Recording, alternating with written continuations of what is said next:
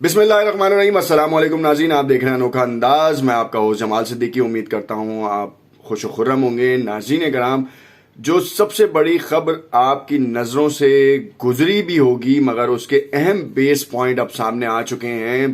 पिछले हफ्ते से ईरान की जौहरी डील को लेके बहुत बातचीत होती जा रही थी। कयासाराइयाँ जारी थी कि क्या होगा, क्या ये डील जो है वो किसी तरफ लगेगी, किसी पार लगेगी या नहीं, या फिर दोबारा से जो है वो सातवां राउंड भी जो है वो बेकार जाएगा। मगर इस वक्त बताते चलें कि जो पॉइंट्स आए हैं वो बड़े ही हैरान कुन हैं। ईरान की तरफ से ईरान की शराइत जो हैं वो मानी गई हैं।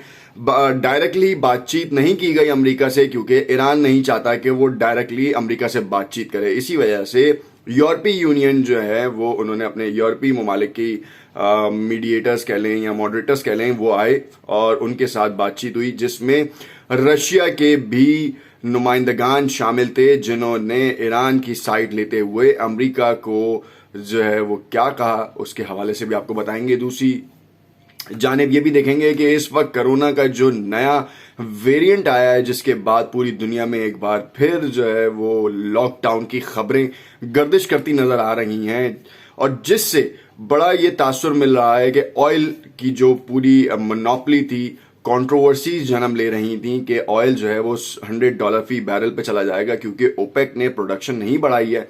और ओपेक के बाद जो है वो आलमी कुव्वतों ने अपने रिजर्व टैंक्स यूज करने शुरू कर दिए हैं, जिसके बाद $88 से $68 फी बैरल पे कीमत आ चुकी है, जिसकी वजह से पूरी दुनिया का निज़ाम जो है वो बिगड़ता जा रहा है। और इसी वजह से कहा यह भी जा रहा है कि ईरान की इस डील को जोर देने में अमेरिका का सबसे बड़ा हाथ है, और अमेरिका अपनी शराइत को नरम करता जा रहा है, क्योंकि ईरान को ऑन बोर्ड किया जा सके, ताकि ऑयल की जो मोनोपोली है, हालांकि ओपेक का मेंबर ईरान फाउंडिंग मेंबर है, जो कि आपके हमने पूरी एक तफसील से आपको इसके बारे में बताया था, मगर यहाँ पर आपके लिए कुछ नए हकाइक हैं।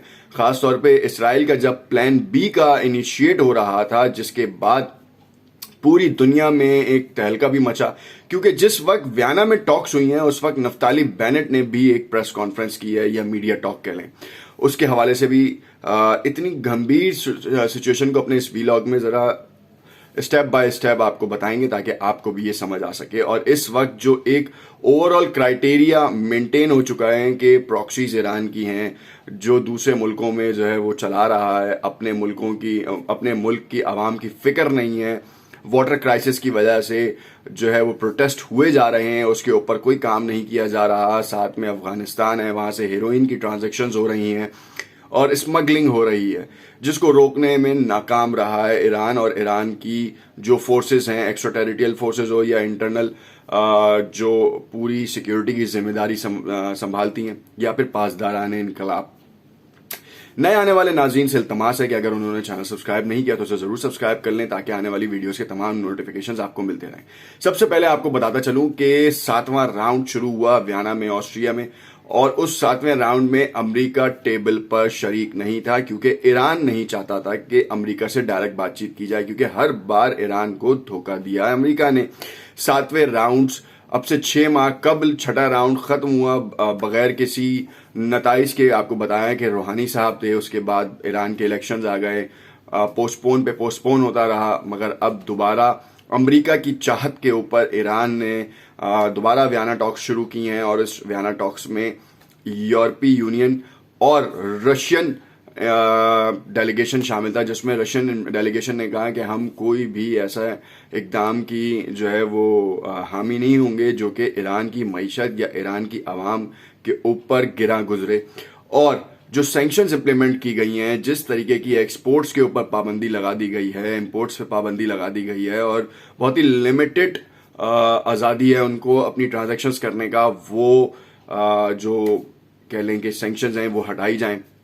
सुप्रीम लीडर ने मुतादिद बार इस बात का इंकशाफ किया कि आपको जो है वो पहले पाबंदी हटानी है, उसके बाद डील के ऊपर बातचीत की जाएगी। और अमेरिका डील से मुनरिफ हुआ, हम मुनरिफ नहीं हुए, या हम दस्तबरदार नहीं हुए, हम आज भी इसके ऊपर काम कर रहे हैं।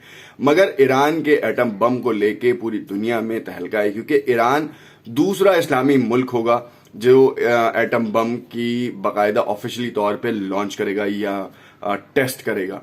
मगर इंटरनल सोर्सेज ये कहती हैं कि मोहसिन फखरीजादा ने पहले ही ईरान को एटमी टेक्नोलॉजी से लेस कर दिया था, और जिसकी वजह से इसराइल ने ऑटोमेटेड गन ऑटो में इस्टेब्लिश करके उनको बाकायदा टारगेट अटैक करके उनको शहीद कर दिया। अब सिनेरियो ये है कि मोहसिन फखरीजादा हो, कासिम सुलेमानी हो, या इस तरह के मुत्तादिद बड़े रहनुमा, साइंटिस्ट और बड़े बड़े लोग जिनकी वजह से ईरान एक स्टेबिलिटी की तरफ जा रहा था, उनको टारगेट किया गया। और टारगेट करने के बाद उसने बुशीर, जो कि रशिया की देन है, रशिया ने ईरान को गिफ्ट किया था पूरा न्यूक्लियर प्लांट, उसको टारगेट करने की तैयारी की जा रही है। और इसराइल के नफ्ताली बेनेट ने उस प्रेस कॉन्फ्रेंस में, जब ये वियना टॉक्स हो रही थी, उसमें इजहार किया कि प्लान बी के लिए IDF, Israeli defence forces, ready हैं। और इस वक्त तारीख की सबसे बड़ी मशकें बहरी जो खलीजी अरब ममालिक के साथ वो रेड सी में की जा रही हैं। और ये उस वक्त की कहानी है जब ईरान की नेवी और अमरीकी US फ्लीट के दरमियान झड़पें हुई, जिसमें 9 बार अटैक किया गया ईरान की तरफ से, जिसमें 9 फौजियों की शहादत भी हुई, जिसको हमने आपको बताया। ये सिलसिला कड़ी मिलती जा रही है, क्योंकि प्रेशर, एक तरफ से जंगी प्रेशर बिल्ड किया जा रहा है और दूसरी तरफ से ये तासुर दिया जा रहा है कि अमेरिका हर प्लेटफॉर्म के ऊपर, हर फोरम पे बात करने के लिए ईरान से राजी है। और आपने देखा कि ओपेक ने एक नया गेम खेला है, ओपेक ने प्रोडक्शन बढ़ाने से मना किया, जिसकी वजह से पूरी दुनिया की मईशत का तवाजुन बिगड़ता नजर आया। ऑयल की कीमतों को कम करने के हवाले से उन्होंने कहा कि प्रोडक्शन बढ़ाएं ताकि ऑयल की कीमतें नीचे आए, मगर वो नहीं हो पाई। इसलिए अब उन्होंने उस ट्रेजर को एक्सपोज करने की कोशिश की है, जो कि उनकी अपनी हिमाकत की वजह से बंद हुआ, यानी कि ईरान का ऑयल। ओपेक का फाउंडिंग मेंबर है, मगर अमेरिका की सैंक्शंस की वजह से वो बाउंड है। तो इस बार ईरान के साथ जो है वो ताल्लुकात इस्तवार किए जा रहे हैं, ताकि जो चाइना, इंडिया और दूसरे मुल्कों को इलीगल ट्रेड होता है और तेल सस्ते में जाता है, जैसे कि मैंने आपको बताया 30% का डिफरेंस आता है ईरान के तेल खरीदने में। और सबसे बड़ी बात यह कि ईरान का जो तेल है वो डॉलर में ट्रेड नहीं होता। जो सबसे बड़ा मसला उनके लिए ये है कि उनकी स्टेबिलिटी जो है वो इधर ब्रीच हो रही होती है। यहाँ पे डॉलर इस वक्त, जो फॉरेक्स का काम करते हैं, वो उनको बहुत बखूबी अंदाजा है कि इस वक्त डॉलर का इंडेक्स रेट कहाँ पर चल रहा है। और ये बड़ी ही हैरान कुन बात है कि वो डॉलर और गोल्ड दोनों साथ साथ ट्रेवल कर रहे हैं, जो कि बहुत ही कम ऐसा हमें देखने में आया, माजी में भी हमने नहीं देखा। दोनों अगेंस्ट चलते हैं, और साथ में क्रिप्टो करेंसीज।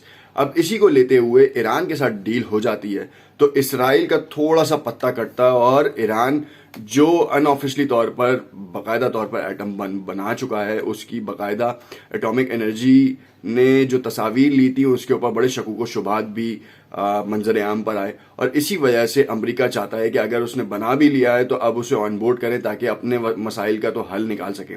और सिर्फ इसराइल ये नहीं चाहता, क्योंकि इसराइल को यह मालूम है कि अगर फलस्तीन का मामला हो, लेबनान का मामला हो, जितनी भी प्रॉक्सी से ईरान की चल रही हैं, इराक हो, लेबनान हो, सीरिया हो, उन सब में इसराइल जिस तरीके की हरकतें कर रहा है, जरूर ईरान जो है वो फौरन ही न्यूक मोड़ सकता है। और यही वो डर है जो पूरी दुनिया के जूइश को परेशान किया हुआ है, और वो अपनी अपनी तौर पे ईरान के ऊपर सैंक्शंस इंप्लीमेंट करने के लिए हर प्लेटफॉर्म का सहारा ले रहे हैं। कमेंट में अपनी राय से जरूर आगाह कीजिएगा और हमें बताएगा कि हमारा तज्जिया सही था और क्या हमारी बात से आप मुत्तफिक हैं। जरूर कमेंट में जो है ना वो राय से आगाह कीजिएगा। शुक्रिया।